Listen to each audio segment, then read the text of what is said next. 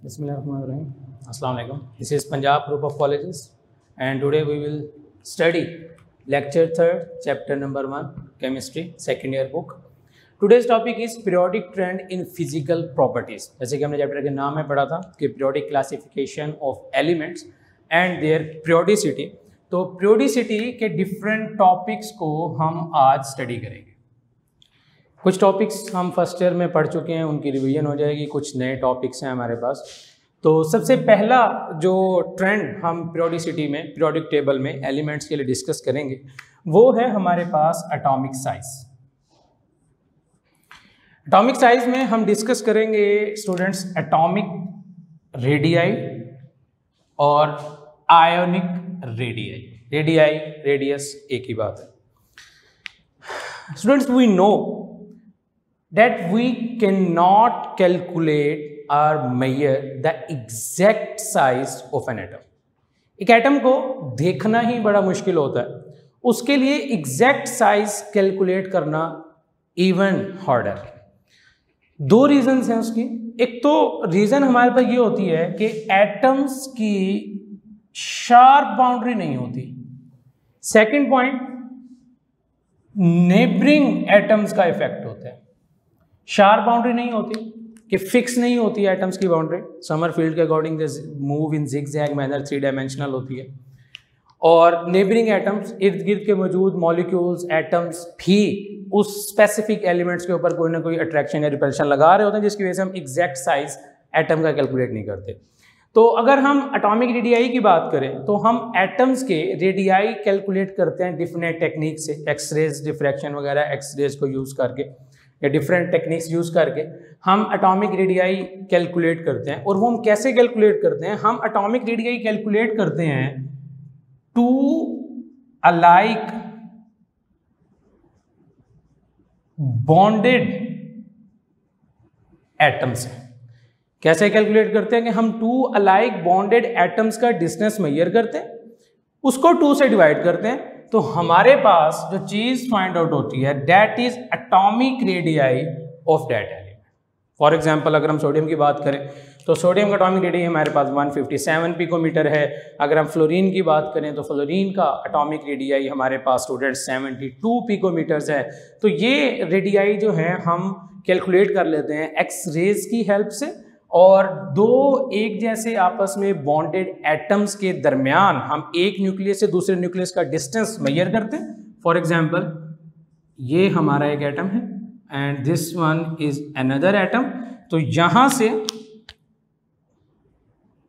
यहां तक का जो डिस्टेंस है हम वो कैलकुलेट करते हैं और उसको 2 से डिवाइड करते हैं, तो हमारे पास एक एटम का जो है एटॉमिक रेडियाई फाइंड आउट हो जाता है, कैलकुलेट हो जाता है. That is known as atomic radii.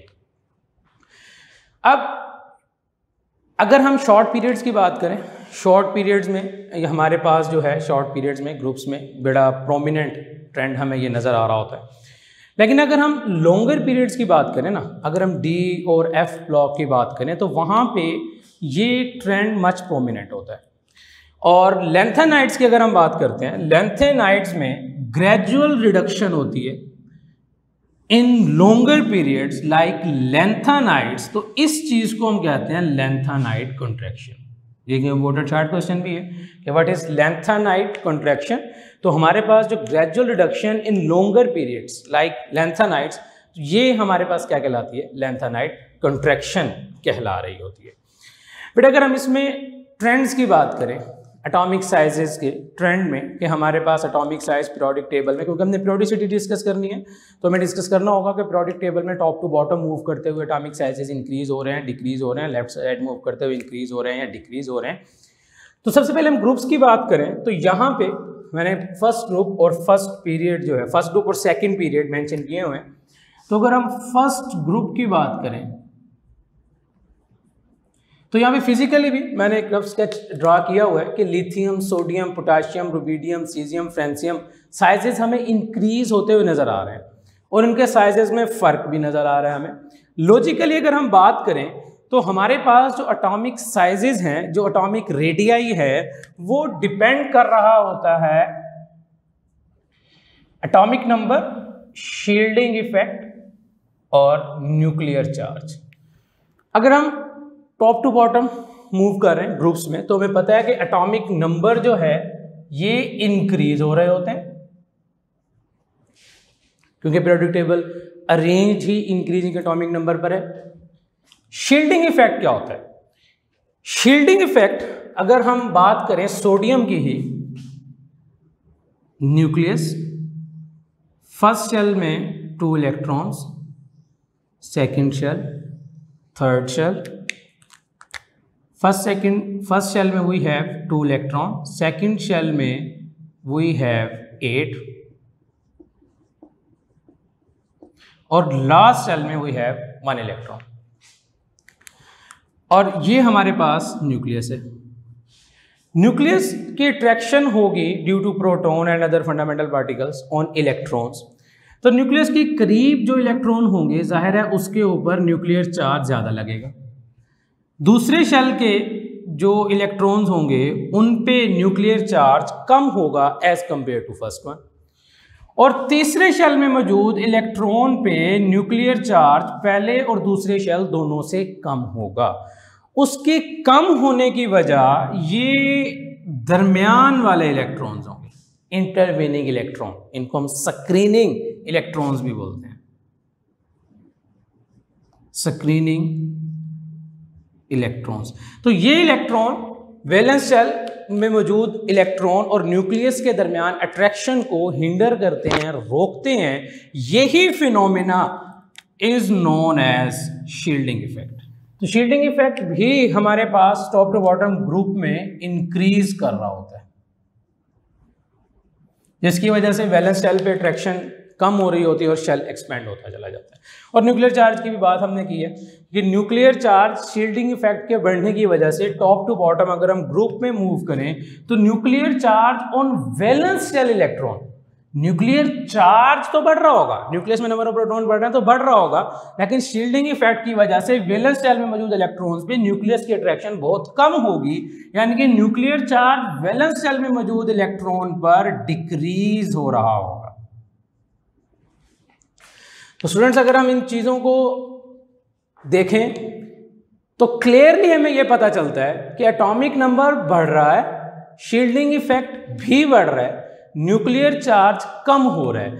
तो एटॉमिक नंबर के बढ़ने से हमारे पास शेल्स बढ़ेंगे और शेल्स के बढ़ने से हमारा जो एटॉमिक रेडियाई है इट इंक्रीजेस, यानी कि डायरेक्ट रिलेशन होगा। अगर हम शील्डिंग इफेक्ट की बात करें, शील्डिंग इफेक्ट बढ़ेगा तो न्यूक्लियस की वैलेंस शेल में मौजूद इलेक्ट्रॉन पे अट्रैक्शन कम होगी, जिसकी वजह से शेल मजीद एक्सपेंड होगा। तो शील्डिंग इफेक्ट जितना ज्यादा, एटॉमिक रेडियाई भी उतना ज्यादा। न्यूक्लियर चार्ज की अगर हम बात करते हैं और न्यूक्लियर चार्ज वैलेंस शेल में मौजूद इलेक्ट्रॉन पे अगर हम बात करें उसकी अट्रैक्शन की, तो ये जितना कम होगा उतना साइज ज्यादा, यानी कि ये हमारे पास इनवर्स रिलेशन हो जाएगा एटॉमिक रेडियाई के साथ। तो ये सारे पॉइंट्स हमें ये बता रहे हैं कि ग्रुप में अगर हम टॉप टू बॉटम मूव करें तो एटॉमिक साइज इंक्रीजेस। और यही बात अगर हम लेफ्ट से राइट करें पीरियड्स में, तो यहाँ पे मैंने सेकंड पीरियड की एलिमेंट्स लिखे हुए हैं, lithium, beryllium, boron, carbon, nitrogen, oxygen, fluorine और नियोन। एक तो हमें इस पिक्चर से क्लियर हो रहा है कि साइज डिक्रीज हो रहा है, लेकिन उसके पीछे की लॉजिक हम देख लेते हैं। यहाँ पे हमने बात की एटॉमिक नंबर, वो तो जाहिर है कि इंक्रीज हो रहा है लेफ्ट से राइट। शील्डिंग इफेक्ट की बात करें तो जब हम पीरियड्स में मूव कर रहे होते हैं तो shielding effect along the second period remains constant. Constant रहने की वजह यही है कि नए इलेक्ट्रॉन तो इंट्रोड्यूस हो रहे होते हैं लेकिन नए शेल इंट्रोड्यूस नहीं हो रहे होते, तो शील्डिंग इफेक्ट कांस्टेंट रहता है। न्यूक्लियर चार्ज की अगर हम बात करें तो न्यूक्लियर चार्ज इंक्रीज होने की वजह यही है कि जब शेल नहीं बढ़ रहे, एक ही शेल में इलेक्ट्रॉन बढ़ेंगे तो न्यूक्लियस में प्रोटॉन्स भी बढ़ेंगे। तो प्रोटॉन्स के बढ़ने की वजह से वैलेंस शेल में मौजूद इलेक्ट्रॉन्स पे न्यूक्लियस की अट्रैक्शन ज्यादा होगी और उस ज्यादा अट्रैक्शन होने की वजह से valence shell will be attracted toward nucleus और साइज श्रिंक होना शुरू हो जाएगा, कम होना शुरू हो जाएगा, कॉन्ट्रैक्ट होना शुरू हो जाएगा। इसी वजह से लेफ्ट से राइट मूव करते हुए हमारे पास atomic size decreases, atomic sizes decrease. Sizes से मुराद रेडियस ही है, रेडियाई ही की हम बात कर रहे हैं। तो ये लेफ्ट से राइट डिक्रीज होते हैं और यही डिक्रीज जो है ये हमारे पास लॉन्गर पीरियड में ज्यादा होता है, ग्रेजुअल रिडक्शन हो रही होती है और उसी ग्रेजुअल रिडक्शन को हम क्या कहते हैं, लेंथेनाइड कॉन्ट्रैक्शन कहते हैं। स्टूडेंट उसके बाद हमारे पास सेकंड है आयोनिक रेडियाई। आयोनिक रेडियाई है हमारे पास। आयोनिक रेडियाई में नाम जो है वो क्लियरली रिप्रेजेंट कर रहा है कि आयंस, पहले हमने यहाँ पे एटॉमिक रेडियाई की बात करी तो एटम्स का जो साइज था दो टू अलाइक एटम्स के दरमियान वो हमारे पास एटॉमिक रेडियाई था। आयोनिक रेडियस में आयंस का जो रेडियाई होगा that will be known as ionic radii. दो तरह के आयंस होते हैं हमारे पास, पॉजिटिव चार्ज और नेगेटिव चार्ज। तो पॉजिटिव चार्ज को हम कहते हैं केटाइन, नेगेटिव चार्जेस को हम कहते हैं एनाइंस। यहां पे स्टूडेंट्स दो बड़े ही इंपॉर्टेंट शार्ट क्वेश्चंस जो हैं आते हैं पेपर में। फर्स्ट शार्ट क्वेश्चन इज कि साइज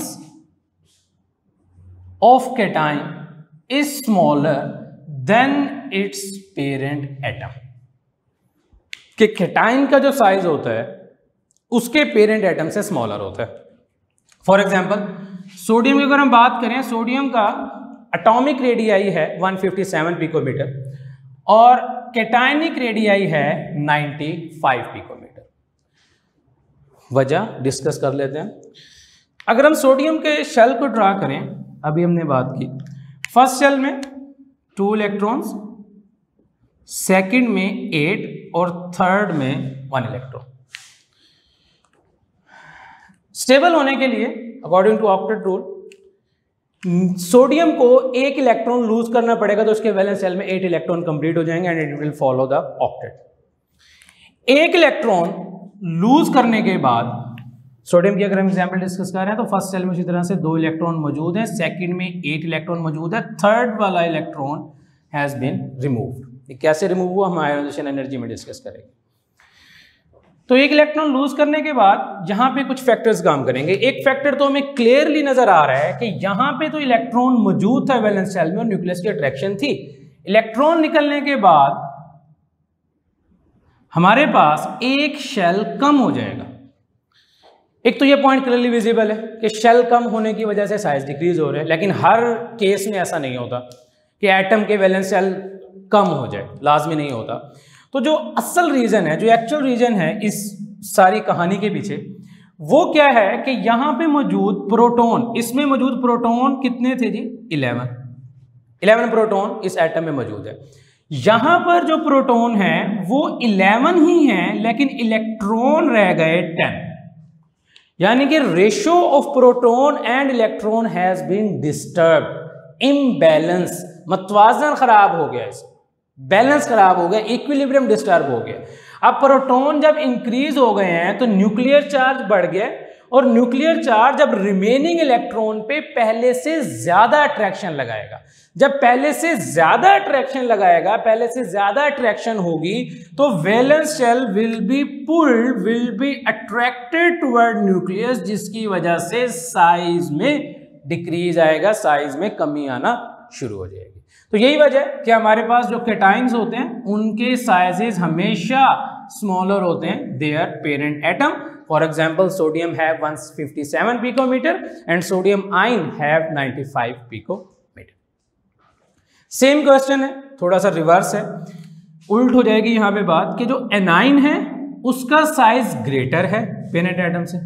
केटाइन में हमने बात की कि केटाइन का साइज स्मॉलर है पेरेंट एटम से, एनाइन का साइज जो है वो हमारे पास क्या होगा? ग्रेटर होगा as compare to its parent atom. हमने एग्जांपल देख लिखी हुई है कि हम यहाँ पे बात करें तो फ्लोरीन है 57 पिकोमीटर एंड फ्लोराइड है 136 पिकोमीटर। तो यहाँ पे अगर हम बात करते हैं, अब फ्लोरीन एटॉमिक नंबर हमारे पास 9 है, 9 ही इसमें इलेक्ट्रॉन है और 9 ही इसमें हमारे पास प्रोटॉन है। जब फ्लोरीन एक इलेक्ट्रॉन गेन करेगा, एक इलेक्ट्रॉन गेन करने के बाद फ्लोरीन फ्लोराइड में कन्वर्ट हो जाएगा। अगर हम शेल्स बना के ड्रा कर लें इसको, फर्स्ट शेल में 2 इलेक्ट्रॉन्स, सेकंड में 7 इलेक्ट्रॉन। तो स्टेबिलिटी गेन करने के लिए, ऑक्टेट को कंप्लीट करने के लिए एक इलेक्ट्रॉन गेन करने के बाद फ्लोरीन के फर्स्ट शेल में वही 2 इलेक्ट्रॉन्स, सेकंड शेल में हो जाएंगे जी 8 इलेक्ट्रॉन।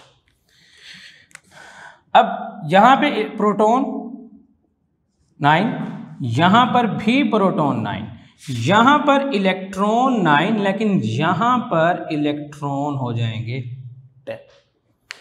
इलेक्ट्रॉन 10 होने के बाद हमें पता है कि इलेक्ट्रॉन पहले भी मौजूद थे।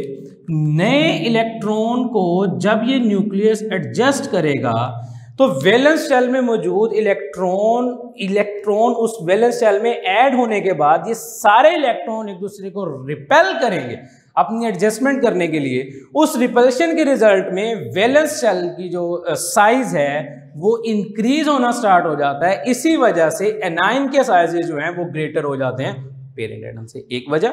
दूसरी वजह, न्यूक्लियर चार्ज जो पहले 9 प्रोटॉन थे वो 9 ही इलेक्ट्रॉन को अपनी तरफ अट्रैक्ट कर रहे थे। अब 10th इलेक्ट्रॉन आने के बाद उन्हीं प्रोटॉन को 10th इलेक्ट्रॉन को भी अट्रैक्ट करना पड़ेगा ताकि वो इलेक्ट्रॉन उस एटम में रिवॉल्व कर सके, मौजूद रह सके। अब इनकमिंग इलेक्ट्रॉन को अट्रैक्ट करने के लिए न्यूक्लियस को पहले से मौजूद प्रोटॉन्स को अपनी अट्रैक्शन पहले से मौजूद इलेक्ट्रॉन पे कम करके अट्रैक्शन न्यू इनकमिंग इलेक्ट्रॉन को प्रोवाइड करनी पड़ेगी ताकि वो इलेक्ट्रॉन भी पहले से मौजूद इलेक्ट्रॉन के साथ रिवॉल्व कर सके। न्यूक्लियर अट्रैक्शन जब पहले से मौजूद इलेक्ट्रॉन पे डिक्रीज होगी तो उसकी वजह से इलेक्ट्रॉन जो हैं वो अवे मूव करेंगे और उसकी वजह से भी जो एटम्स के साइजेस, एनाइन का साइज होगा वो इंक्रीज हो जाएगा as compare to its parent atom. यही वजह है कि फ्लोराइड का जो एटम हमारे पास आयनिक साइज है वो 136 पिकोमीटर है, जबकि फ्लोरीन एटम का जो एटॉमिक साइज है हमारे पास वो 72 पिकोमीटर है। तो क्लियर हो गई बात कि size of anion is greater than it's parent atom. इसके बाद अगर हम ट्रेंड्स की बात करें तो एटॉमिक रेडियाई और आयनिक रेडियाई में कोई खास फर्क नहीं है, सेम ट्रेंड है, सेम रीजंस हैं। Top to bottom ionic radii also increases and going from left to right ionic radii also decreases. Reasons same है, एटॉमिक नंबर का इंक्रीज होना, शेल्स का इंक्रीज होना, शील्डिंग इफेक्ट का इंक्रीज होना, nuclear charge का valence shell में मौजूद इलेक्ट्रॉन पे कम हो जाना ग्रुप्स में। और जब हम पीरियड्स में मूव करेंगे तो एटॉमिक नंबर तो बढ़ रहा है, शेल्स कांस्टेंट रहेंगे, लेकिन वैलेंस शेल में मौजूद इलेक्ट्रॉन और न्यूक्लियर चार्ज जो है वो बढ़ता जाएगा जिसकी वजह से साइज में कमी आएगी।